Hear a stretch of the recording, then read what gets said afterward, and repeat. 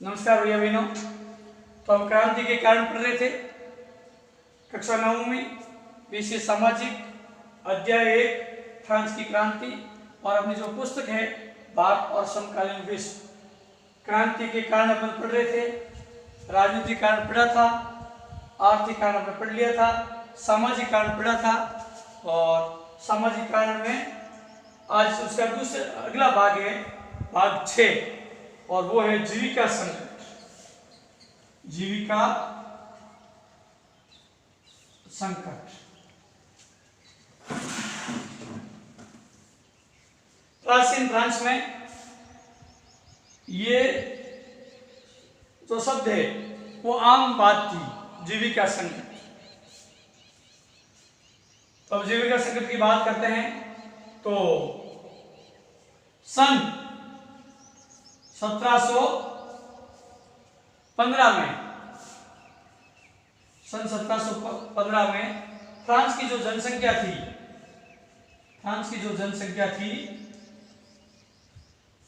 वो 2 करोड़ और 30 लाख थी। 2 करोड़ 30 लाख।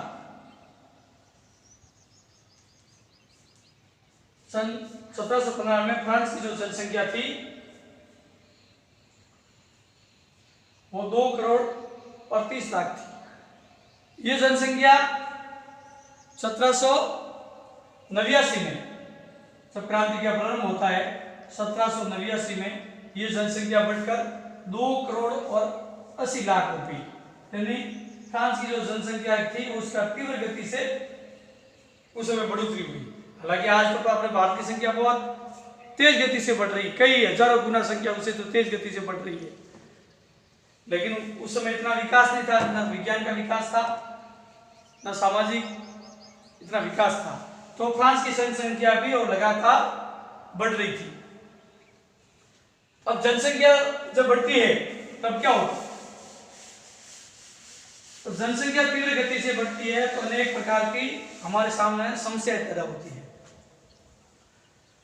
और जनसंख्या बढ़ने के कारण अधिक अनाज की आवश्यकता होती है, अधिक अनाज उत्पादन की आवश्यकता होती है। तो फ्रांस में भी जनसंख्या तीव्र गति से बढ़ी, लेकिन उत्पादन था वो इतनी गति से नहीं बढ़ा। यानी जनसंख्या का जितना बढ़ोतरी हुई उसकी तुलना में उत्पादन तेज गति से नहीं हुआ। जनसंख्या तेज गति से बढ़ती जनसंख्या के कारण उत्पादन की तुलना में मांग तेज गति से बढ़ गई। यानी जनसंख्या भी बढ़ी, और जनसंख्या बढ़ने के कारण जो खाद्यान्न की जो मांग थी और वो तेज गति से बढ़ने लगी। और फ्रांस के जो लोग थे उनका जो मुख्य भोजन था वो था पाव रोटी। फ्रांस के लोगों का मुख्य भोजन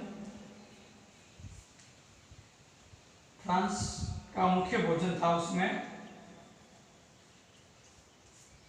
मुख्य भोजन पाव रोटी। तो जनसंख्या बढ़ी तो इस पाव रोटी की मांग और तेज गति से बढ़ी, और किसी भी वस्तु की मांग जब ज्यादा बढ़ती है तो उस वस्तु की कीमत भी तेज गति से बढ़ने लगती है। तो जनसंख्या बढ़ी तो पाव रोटी की मांग ज्यादा बढ़ी, और मांग की ज्यादा बढ़ी तो इसकी कीमतें भी तेज गति से बढ़ी। फिर जो इसकी कीमतें तो तेज गति से बढ़ी, लेकिन जो किसान थे, जो मजदूर थे, उनकी जो आमदनी थी, जो इनकम होती थी वो नहीं, उनका जो वेतन था वो नहीं बढ़ा। उसका कारण था मजदूर जो फैक्ट्रियों में काम करते थे, कारखानों में काम करते थे, किसान जो काम करते थे, उनका वेतन बढ़ाने का जो अधिकार था वो फैक्ट्री मालिकों के पास में था, कारखाना मालिकों के पास में था। किसान जहाँ काम करते थे उनके मालिकों को भी यही अधिकार था कि वेतन उनका कितना बढ़ाया जाए। सरकार के पास में, सम्राट के पास में अधिकार नहीं थे। तो जो खेत के मालिक होते थे, जो कारखानों के जो मालिक होते थे, वो इन मजदूरों का, किसानों का वेतन नहीं बढ़ाते थे, जिसके कारण किसान थे वो गरीब रह गए, मजदूर थे वो गरीब रह गए, और इनके कारण अमीर और जो गरीब थे उनकी बीच की दूरी थी वो खाई थी लगातार बढ़ रही थी। अमीर और अमीर हो रहे थे और गरीब और गरीब होते जा रहे थे। उनके 2 जून की जो रोटी कहते हैं वो भी मिलना उनके लिए मुश्किल था। ये सब होने के बाद में भी इधर तो जनसंख्या बढ़ रही है, इधर मुख्य जो भोजन है उसकी मांग बढ़ रही है, इधर फैक्ट्री मालिक, कारखाना मालिक, किसान के जो मालिक थे वो उनका वेतन नहीं बढ़ा रहे हैं। और उसके बाद में और हालत तो तब खराब हो जाती है किसान और मजदूरों की जब प्राकृतिक प्रकोप होता है, प्रकृति द्वारा प्रकोप, उसमें क्या हो जाता है, कभी तो सूखा जिसको अपन अकाल बोलते हैं, अकाल,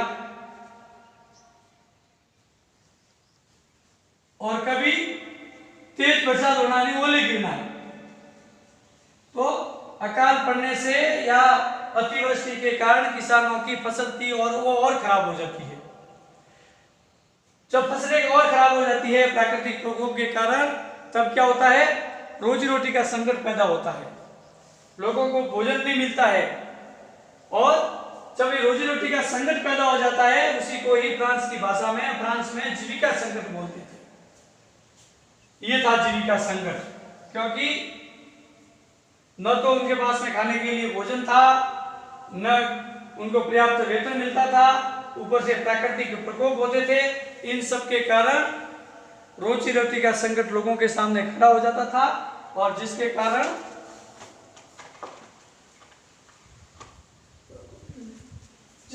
ये जीविका संकट पैदा होता था। अब एक अपन रेखा चित्र के माध्यम से इस जीविका संकट को अपन समझने का प्रयास करते हैं। ध्यान से देखना।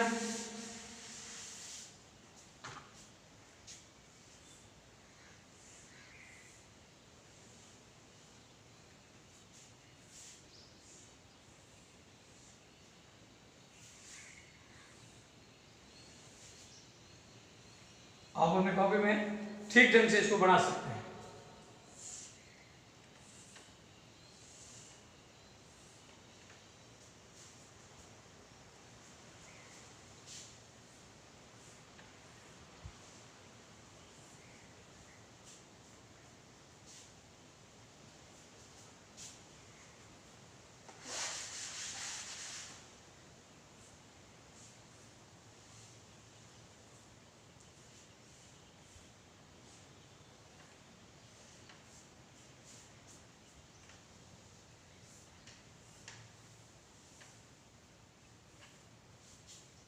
फ्रांस में उन दिनों ये जीविका संकट था, ये आम बात थी।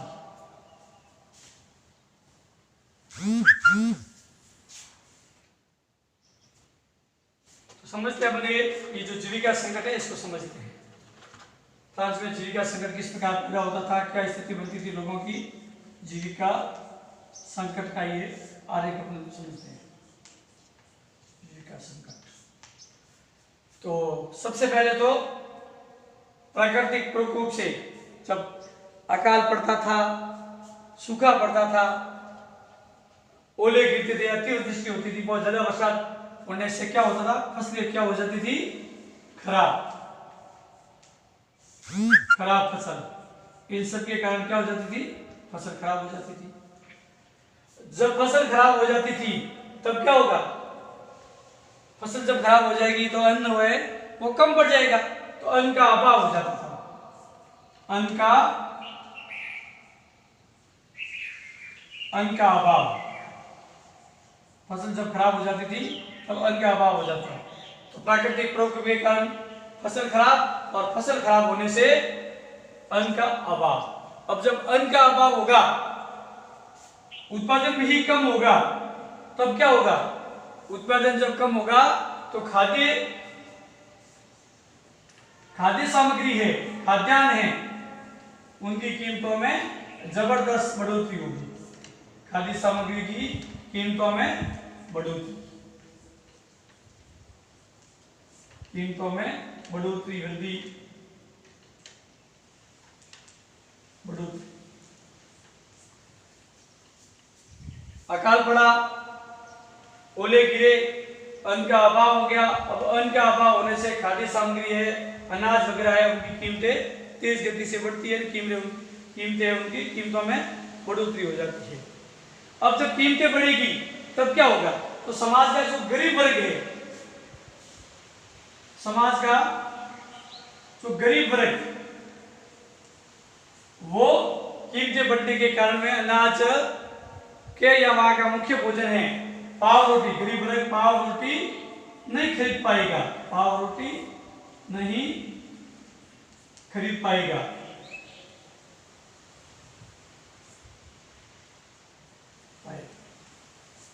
ठीक है, गरीब वर्ग है वो पाव रोटी नहीं खरीद पाएगा। अब जब पाव रोटी नहीं खरीद पाएगा तब क्या होगा, अब गरीबों को रोटी नहीं मिलेगी, भोजन नहीं मिलेगा, तब उनका शरीर है वो कमजोर हो जाएगा, कमजोर शरीर, भोजन समय पर नहीं मिलेगा तो शरीर है उनका कमजोर हो जाएगा, कमजोर शरीर। और क्या होगा, जब उनको भोजन नहीं मिलेगा तो कमजोर शरीर होगा, कमजोर शरीर होगा। और दूसरा क्या होगा, भोजन प्राप्त करने के लिए लड़ाई करनी पड़ेगी, डाके डालना पड़ेगा, कैसे कैसे पेट की जो आग है उस आग को हमको बुझाना पड़ेगा, तब उसके लिए क्या होंगे, लड़ाई होगी। तो लड़ाई होगी तो इस खाद्यान्न के लिए दंगे पैदा होंगे, खाद्यान्न दंगे, दंगे मतलब जिन किसानों के पास में थोड़ा बहुत खाद्यान्न है, जिनके पास में खाद्यान्न है या जिनके दुकान में है तो उन दुकान को लूटने का प्रयास करेंगे किसानों को, जिन किसानों के पास में सामान होगा उनको लूटने का प्रयास करेंगे, क्योंकि पेट की जो आग होती है बहुत भयंकर आग होती है, उसको बुझाना, जब बुझाएंगे तो वो पानी से नहीं बुझती है, उसको भोजन करने से बुझती है। तो जब गरीब वर्ग को पाव रोटी नहीं मिलेगी तो उनका एक तो प्रभाव होगा, कमजोर शरीर हो जाएगा, और दूसरा समाज के ऐसे लोग भी होते हैं तो वो क्या करेंगे, लूट मार करेंगे, तो खाद्यान्न के जो है वो खाद्यान्न के दंगे पैदा हो जाएंगे। फिर कमजोर शरीर होगा तो कमजोर शरीर से क्या होगा, कमजोर शरीर होगा, कमजोर शरीर के कारण महामारी होगी, महामारी यानी बीमारी फैलेगी, शरीर कमजोर होगा तो बीमारी फैलेगी। ठीक है, और बीमारी फैलने से क्या होगा, मृतकों की संख्या बढ़ेगी, लोग मरेंगे, मृतकों की संख्या में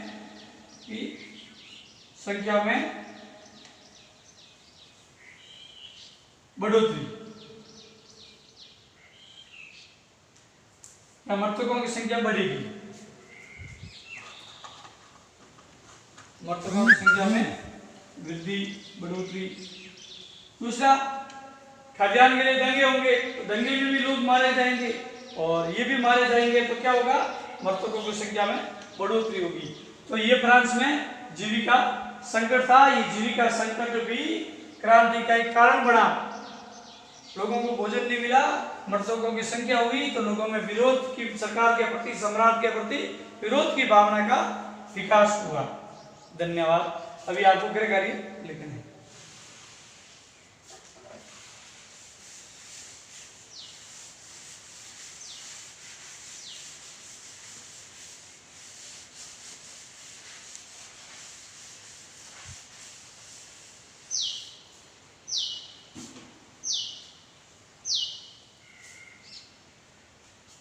गृह कार्य प्रश्न संख्या 1। प्रश्न संख्या 1 में पढ़ते थे, अपना पढ़ रहे थे जीविका संकट में, तो सन 1715 में फ्रांस की जनसंख्या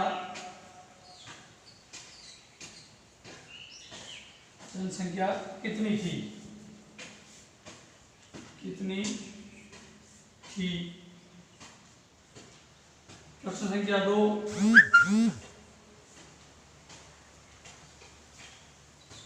प्रश्न 2 हो जाएगा, सन 1789 में फ्रांस की जनसंख्या कितनी थी, जनसंख्या कितनी थी। तीसरा प्रश्न हो जाएगा अज्ञान जीविका संकट को समझाइए। प्रश्न संख्या 3 जीविका संकट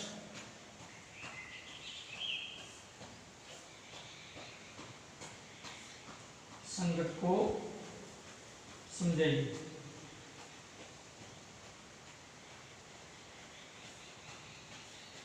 धन्यवाद।